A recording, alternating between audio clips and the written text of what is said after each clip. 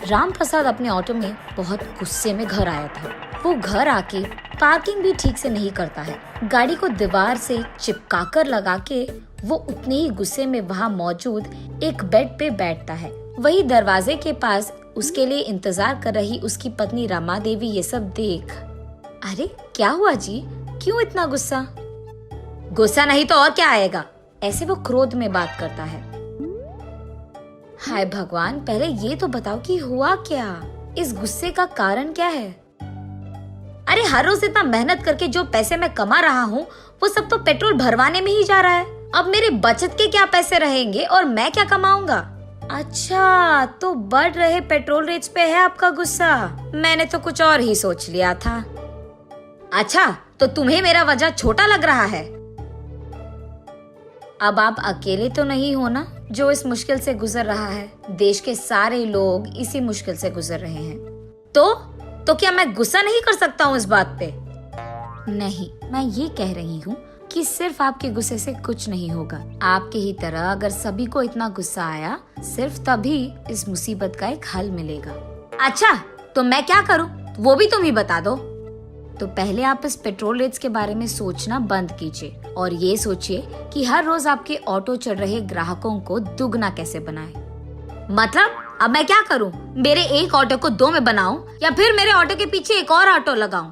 ऐसे पूछता है गुस्से में। इतने में रमा देवी कुछ कहने ही जा रही थी कि राम प्रसाद को ऐसे लगता है कि अचानक उसे कुछ समझ आया और वहाँ से उठकर तुरंत उसके ऑटो के पास जाकर उसे जांचने लगता है।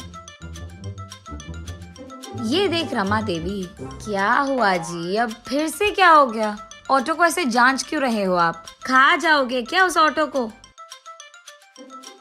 अरे नहीं, मैं ऑटो को नहीं खा रहा। अभी मुझे एक अच्छा आइडिया मिला है, बस यही सोच रहा हूँ कि उसको करके कैसे दिखाऊं, ऐसे कहता है।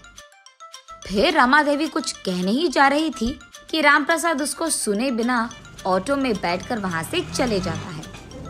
ये आदमी तो मुझे कभी समझ में नहीं आएगा, ये सोचकर वो अपने काम करने लग जाती है। बहुत देर के बाद राम प्रसाद उसके घर लौटता है। रमा देवी अपने पति राम प्रसाद को और उसके द्वारा लाए गए उस अजीब ऑटो को देखते ही रह जाती है। ये क्या है जी?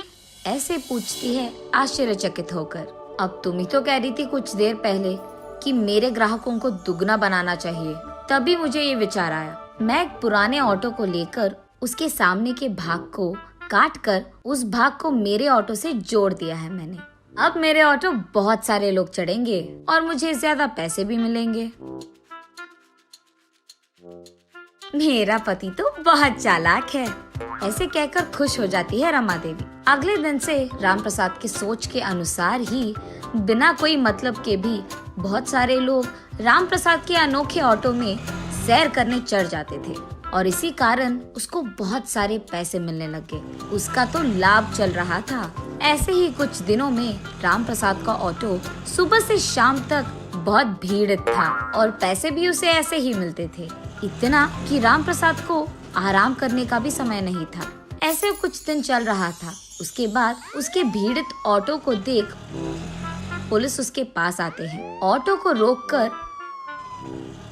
ये कहते हैं कि परमिशन के बिना ऐसे अनोखे ऑटो को चलाना कानून के खिलाफ है। इसीलिए वो लोग राम प्रसाद को गिरफ्तार करके उसके ऑटो को भी स्टेशन ले आते हैं। पुलिस स्टेशन पहुंचने पर राम प्रसाद देखता है कि उसके ही ऑटो के जैसे वहाँ एक और ऑटो मौजूद है। वो देख उसे लगता है कि उसी की तरह किसी और को वही विचार आया होगा। ये सोचते हुए वो पुलिस स्टेशन के अंदर जाता है। वहाँ मौजूद पुलिस इंस्पेक्टर, क्या सोच रहे हो तुम अपने आप को? तुम्हारे इस अनोखे ऑटो में लोगों को बिठाकर ग्राहकों को डराना चाहते हो तुम? और इतना ही नहीं, तुम अपने ही जैसे ऑटो बनाकर बेच भी रहे हो। चल क्या रहा है हाँ? ऐसे पूछता है वो police officer. Sir, petrol rate बढ़ जा रहे हैं और पैसे कम पड़ गए, इसलिए पैसे कमाने के लिए मैंने अपना दिमाग का इस्तेमाल करके इस ऑटो को ऐसे बनाया, लेकिन मैंने कभी भी ऐसे वाले ऑटो बनाकर किसी को बेचा नहीं साहब। तब वो पुलिस ऑफिसर वहाँ मौजूद एक आदमी को देख, ये देखो, ये आदमी भी तुम्हारे जैसे एक ऑटो चला रहा है। जब मैंने पूछा उसने कहा कि तुमने ये ऑटो उसको बेची है, ऐसे कहता है। राम प्रसाद उस आदमी को देख ऑफिसर से ऐसे कहता है, साहब मैंने तो इस आदमी को कभी नहीं देखा है, ये तो पहली बार है इसको देखना। ये सुनकर वो पुलिस ऑफिसर उस आदमी की ओर गुस्से में देखता है और ऐसे कहता है, क्यों मुझसे ही खेल खेल रहे हो तुम? सच बताओ, ये ऑटो तुम्हें कैसे मिला?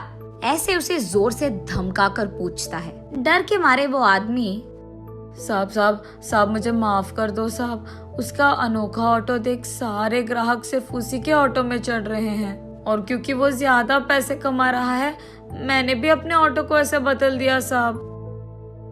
सुनो, इस आदमी को जेल में डाल दो और इसका ऑटो कहीं पे बेच दो।